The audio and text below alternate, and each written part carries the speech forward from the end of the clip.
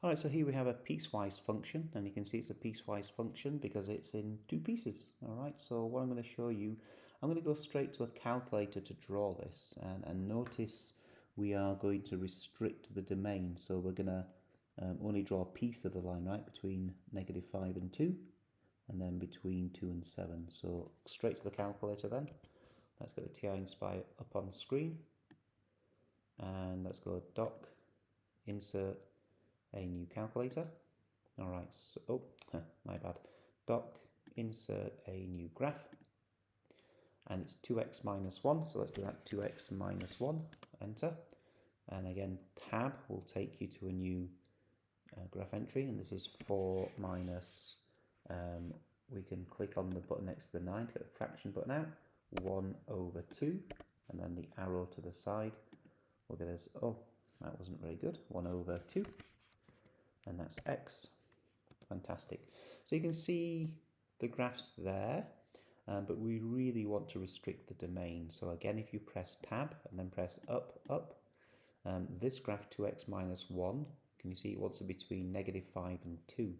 So we press the control equals and we click the condition given that, and then it has to be at -5, control less than or equal to x, control less than or equal to 2, and look at that, it's restricted the black graph, which is great.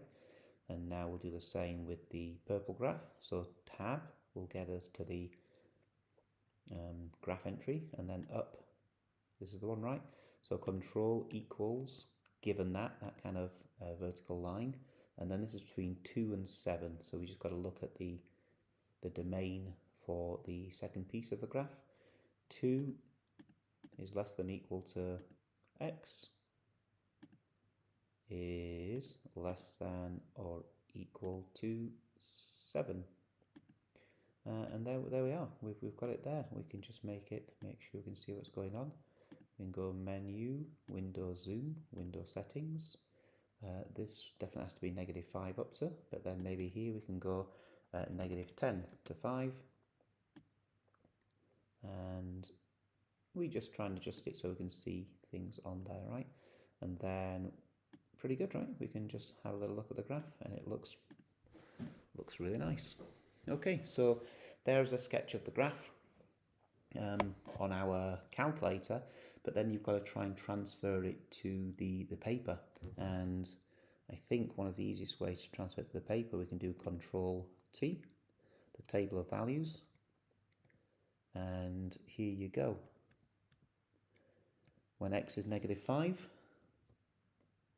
we'll just put that in here.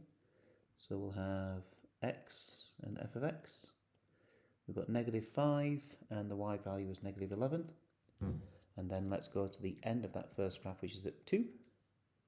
X is 2 and the y value is 3. And then the next graph, when x equals 2 on the second graph, the y value is 3. And when x equals 7, y values is 0.5. Okay, so let's go ahead and plot those points. So -5, -11 is here, and 2, 3 is here, and that's going to be a straight line connecting. So you just get a ruler out and you connect. Fantastic. And that is the first one. And then if I do the second one, maybe in black like this, the second one is 2, 3, which I've got, and then 7, and let me just put the arrow there, and 7 and 0.5, 5, 6, 7, 0.5. So I'm kind of going over the writing, but that's okay. I'm sure you can see what's going on here. And that's your graph, right? And we might want to label x and f of x, and we also might want to label 2x minus 1 for f of x. And we could label this guy f of x equals 4 minus a half x. Okay, so that's how to get the calculator to help you draw a beautiful graph, and then you just plot the points. And of course you could have got those points by themselves. Let's do b f of 5.7. So you need to understand that when we do 5.7, it's between 2 and 7, so we feed it into this function, right? So we can do 5.7 is somewhere here, so you can get the idea of what the answer might be. And so that will be incredibly helpful. So f of 5.7, let's feed into the second function. It's 4 minus a half of 5.7. We switch to the calculator. We dock, insert a calculator, and we do 4 minus 1 half.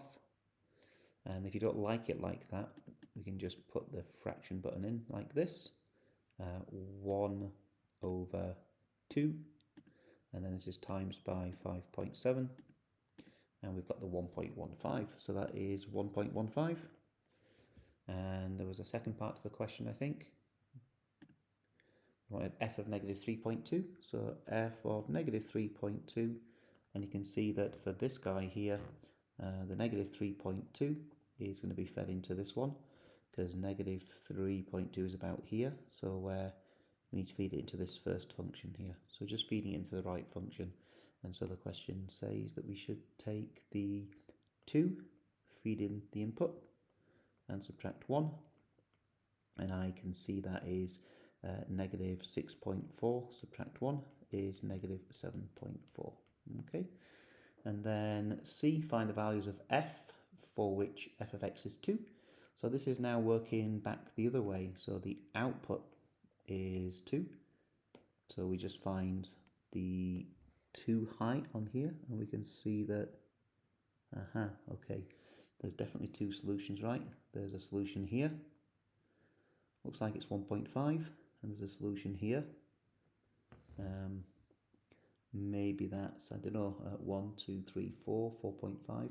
But again, this might not be too accurate, okay? But if we zoom in on it, it's important to understand that this is f of x equals 2. And so we are trying to make it intersect with the red function and also with the black function. So we can just set up 2 equations quite easily. We can also do this on the calculator, and we'll do the calculator second. So for part C, we are solving, the output is 2, and that solves with 2x minus 1, and also the output is 2, solve it with 4 minus a half x. So if you go ahead and solve those equations algebraically, but let's also do it with TI Nspire. Let's make this big. Oh, my bad, let's make that big. Go back to the graph, and let's just take a Control T to turn off the table of values, and let's press Tab again, and let's type in 2, and you can see it here. And then let's just go for the intersection points here and here. Menu, Analyze Graph, Intersection. We have to choose the black graph with the green graph, and click before and after, and there you go, there's the first solution, x is 1.5. And then menu, Analyze Graph, Intersection, the purple with the green, and then we choose before and after, and we've got 4. So we've got our 2 solutions. Again, if you were going to show you're working for that, it'd be fine just to show the graph, and then to put C, you could write down the 2 answers, x equals 1.5 and x equals to 4, right? Okay, let's have a look at part D and E here. These were 2 strange ones, right? So D is verify that f of x is continuous. I suppose the maths word continuous is the same as the English word. It carries on, okay? But this one, it means there's no gaps. So clearly the important place to test is here. We just need to make sure that the pieces of the function join up. They have the same height at the join. So all we have to do is we just have to test. Basically, we have to feed in 2 into each of the functions, and we should hopefully get the same height, all right? And you find out they're both a height of 3, okay?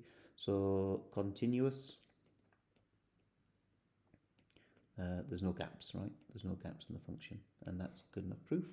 And then part E. Before I go to part E, I just want to have a little look closely at the inequality sign. So look, we can have less than 7 but not equal to 7. So when we go back and draw our picture, technically when we draw our graph, this last point that we plot is 7.5, and it should have a hollow circle there, meaning that we can't include it. So that might be important when now we do the domain and range. So D and R. So a way of thinking about domain and range is to try and draw basically one big rectangle around the whole function like that, right? So that might give you a visual on domain and range. So the domain is the kind of width and the range is the height.